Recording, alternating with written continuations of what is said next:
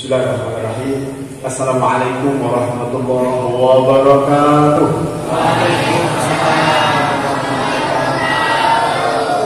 Alhamdulillah. Kayaknya sahurnya banyak ya. Udah di ujung sahur masih keluar tenaganya. Alhamdulillah. Wassalatu wassalamu ala Rasulillah wa ala alihi wa sahbihi wa man walah. Qala ta'ala fi kitabihil karim, a'udzu billahi minasyaitonir rajim.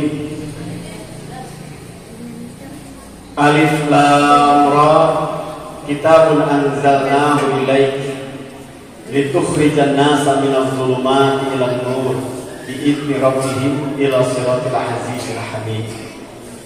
Shadaqallahul azim.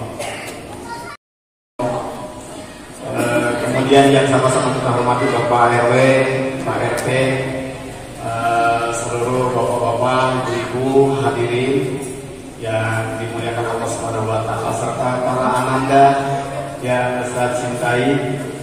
Alhamdulillah kita dikumpul oleh Allah di rumah Allah Subhanahu wa taala. Allah dalam hadis Bukhari Muslim, "Majtama'a qaumun fi baitin min buyutillah yatluna kitaballah wa yatadarasuna fima bainahum illa haffat 'alaihimul malaikah wa nazalat 'alaihimur rahmah wa ghasyiyatuhumus sakinah wa dzakarahumullahu fi man indah." Ada 4 keistimewaan dikala kita dikumpul oleh Allah seperti ini. Kata Rasul, tidaklah berkumpul satu kaum di rumahku, di rumah Allah Subhanahu wa taala. Ngapain kumpulnya? Yatluna kitaballah. Mereka membaca kitab Allah. Ada yang baca, kita dengerin tadi sudah. Wa yatadarasuna fima bainahum. Terus mereka mengkaji isinya. Ya tadarasur madrasah, ya, ada dirasah, dikaji. Ini Quran, ini kehidupan kita. Kehidupan kita harus seperti apa kata Quran? Ini namanya ya tadarasur. Insya Allah Ustaz sore ini diminta panitia untuk mengkaji satu tema Al-Quran sebagai sumber peradaban dunia. Kita ingin ngaji satu ayat saja. Ayat pertama dari surat Ibrahim. Kalau mau buka silahkan. Tadi Ustaz bacakan. Nah, kalau kita mengadakan aktivitas itu, apalagi rutin, gitu, apa kata Rasul? Mereka akan mendapatkan 4 kemuliaan. Yang pertama, malaikat datang mendampingi, mengawal acara mereka sampai mereka bubar, baru malaikat bubar. Ya. Semua alhamdulillah malaikatnya nggak kelihatan. Kalau kelihatan kita nggak jadi ngaji, nonton malaikat.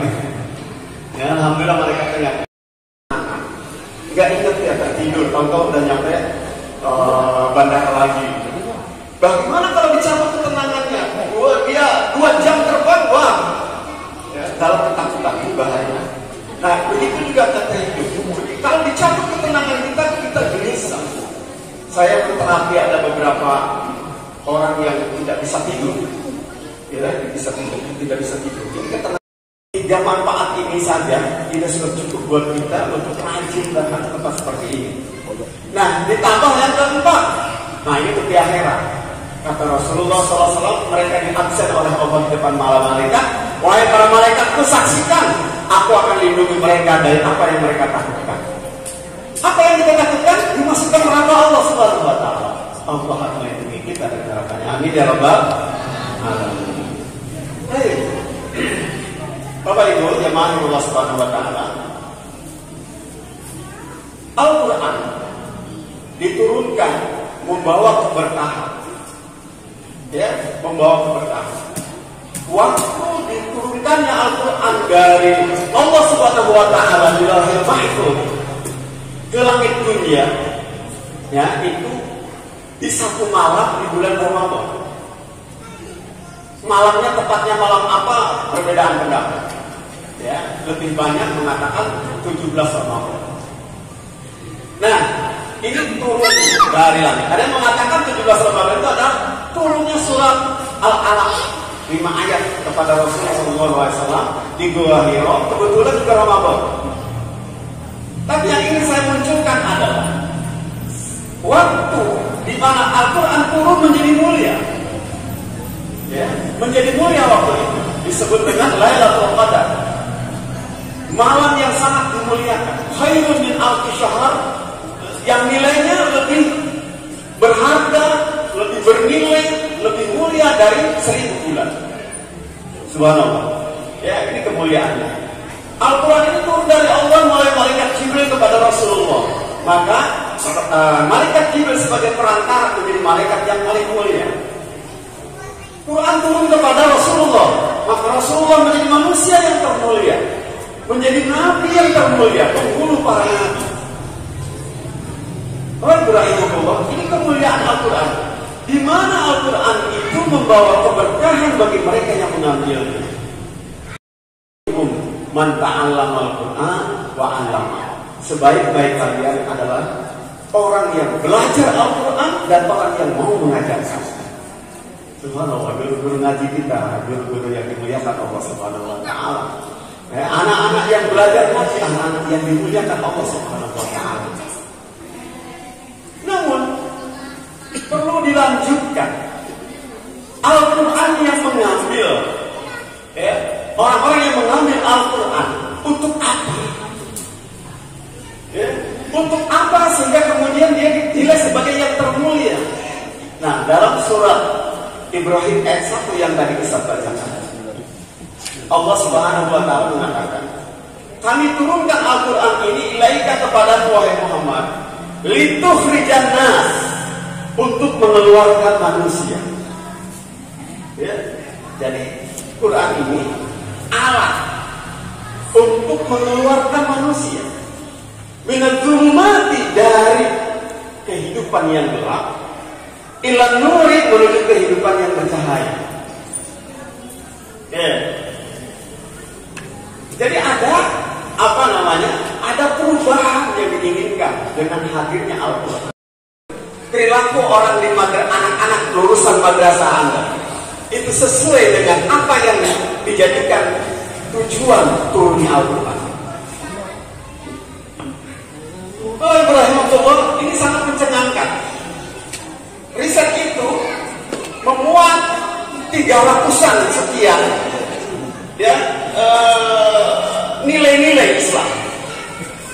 Misalnya nilai Islam senang persatuan, tidak boleh ada perpecahan, saling menghormati, suka bermusyawarah, jujur, adil, tidak berbohong.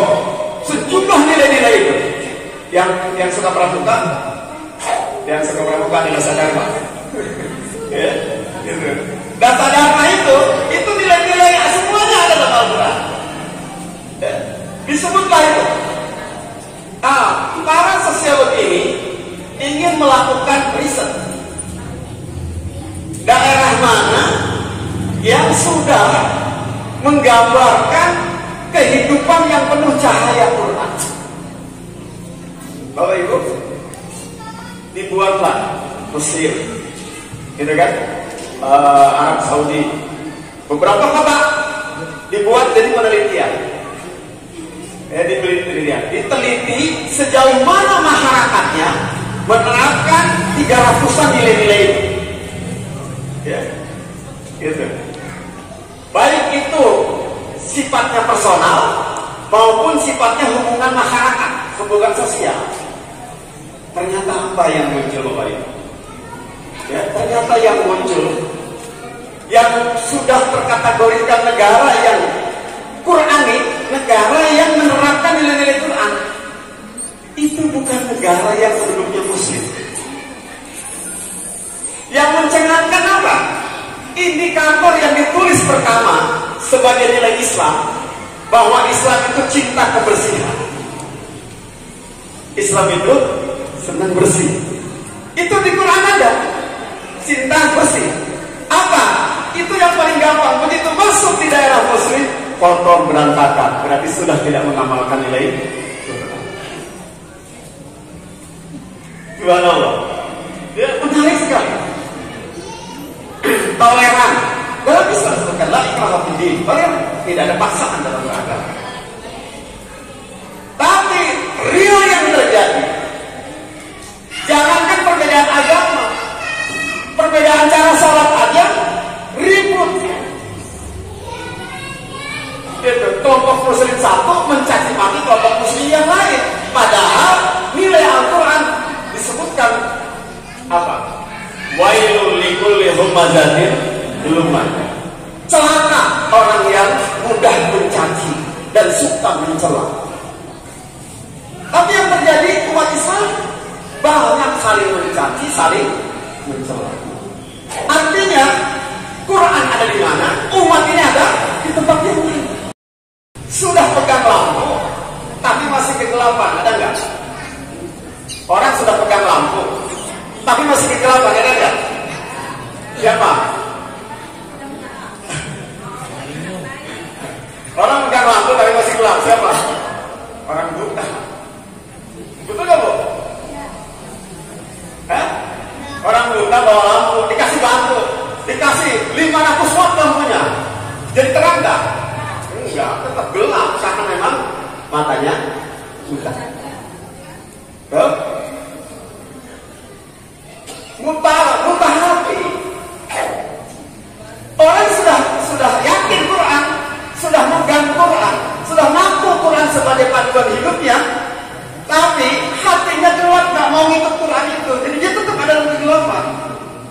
Kenapa? Karena buta. Jadi kelas pertama ini karena dia buta. Innahu la ta'mal absar walakin ta'mal qulubul lati fis sudur. Kata Allah, orang yang zalim ini bukan buta matanya, tetapi buta hatinya. Tertutup buta. Dan itu rahimahullah. Kayak yang zalim itu gimana kata Imam Ibnu Abbas? Orang yang zalim itu orang yang masih melanggar apa yang diwajibkan Allah, meninggalkan apa yang diwajibkan Allah, masih melabrak apa yang diharapkan oleh Allah Subhanahu wa Ta'ala, apalagi yang sekedar makruh, apalagi yang sekedar sunnah. Ini orang yang ngaku Islam, ngaku Quran sebagai kitab sucinya. Kalau dia jadi pejabat disumpah dengan Quran, nggak mau disumpah dengan Injil. Tetapi yang dilarang oleh Allah, jangan mencuri, pengharap korupsi. Kata Allah, aqimus shalah, dirikan salat, kan masjidnya kan kue itu pakai itu pikir apa? Ada nggak yang itu? Caranya supaya bisa menikmati lampu itu, ini harus dioperasi mata. Nah, harus dioperasi hati. Apa kata Allah? Tentang hati? Fi qulubihim maradun. Dalam hati mereka itu ada penyakit. Fazadahumullahu maradun. Kalau dibiarkan, dia akan nambah sakit. Kalau sudah mati hatinya, walaupun dia gelarnya muslim, tapi tidak ada nilai-nilai Islam di dalamnya. Hanya KTP doang. Nah, apa cara membedah hati yang sudah gelap? Ini untuk pengajian berikutnya. Ya, nanti kita kajian berikutnya. Terus nanti ingin terusin lagi untuk kelas yang kedua. Apabila diasah terus dengan cara seperti ini misalnya, dinasehati terus, dipaksa, diajak-ajak terus, insya Allah nanti akan naik menjadi wamin muktasid. Muktasid tersebut satu ekonomis, orang tengah-tengah. Yang kayak gimana orang tengah-tengah ini? Yang wajib-wajib dia pilih, dia kerjain yang wajib-wajib. Yang haram-haram dia pilih, dia tinggalkan yang haram-haram. Tetapi untuk urusan yang makro, untuk urusan yang sunnah, jangan terkait. Salat 5 waktu oke, tapi baqiyah qobliyah enggak. Adalah yang penting wajibnya aja. Ya. Puasa Ramadan, semangat. Alhamdulillah puasa Ramadan. Tapi untuk puasa Senin Kamis, itu makan sunnah doang. Zakat, dia bayar zakat. Tapi untuk sedekah, malas. Nah itu orang yang fokus dalam rangka sadar diri, sadar tempat juga demikian. Sedang kita di rumah, kita sedang di pasar, kita sedang di masjid. Nah, secara di global sadar bahwa kita sedang di dunia, akan pindah ke akhirat. Bagaimana di akhirat nanti? Seperti ini, itu digambarkan dalam ayat. Konsepsi inilah yang akan membuat manusia penuh dengan adab-adab dunia. Ya. Bapak Ibu, maka sadar diri tentang ini yang zulmat, Itu yang cahaya. Anak tetangga dengan anak tetangga berantem sampai main celurit. Ternyata dilihat rebutan cewek. Ini ada kegelapan. Ya, tadi Pak RW bilang kriminal meningkat. Pak, ini ada kegelapan. Dalam artikel yang saya baca tentang yang tadi saya cerita tentang Muhammad Abdul dengan para sosiolog, dituliskan sini. Ada seorang Muslim ke Kanada. Lalu kemudian dia ketinggalan kamera, sudah jauh. Akhirnya dia besok datang ke situ lagi, baru bisa nyampe ke tempat itu lagi. Dia sadar betul kameranya ada di tempat itu. Ternyata kamera itu masih utuh di situ. Padahal itu pasar di mana orang berlalu-lalu. Apa dia katakan? Saya menemukan orang-orang taat dengan fikih Islam, padahal mereka tidak Muslim. Sementara buku fikih yang dikaji oleh para mahasiswa Muslim tentang bab luqatah itu barang temuan. Itu ada barang temuan itu harus dibagaimanakan. Ternyata apa? Di tempat Muslim, jangankan barang tergeletak, yang di pasar, sendal bagus di masjid bisa hilang. Ini kenapa? Nilai Islam jauh berada di masyarakat Muslim, tapi nilai Islam ternyata bisa dipraktekkan di masyarakat yang belum Islam. Aneh.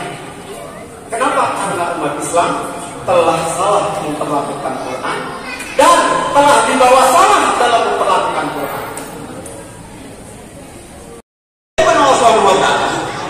Nah, orangnya kan yang mau dirubahnya orangnya. Bapak Ibu rahimahullah, dalam diri kita ini ada faktor penting dua yang harus kita kondisikan agar kita ini bisa mengikuti Al-Quran. Ya. Yang pertama adalah siapkan otak kita.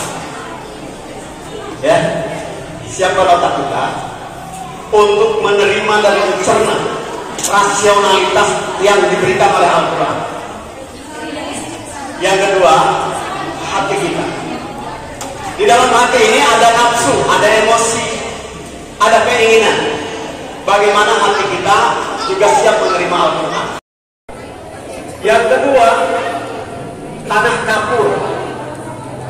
Tanah kapur itu kalau ada hujan, airnya diserap oleh tanah itu. Ya.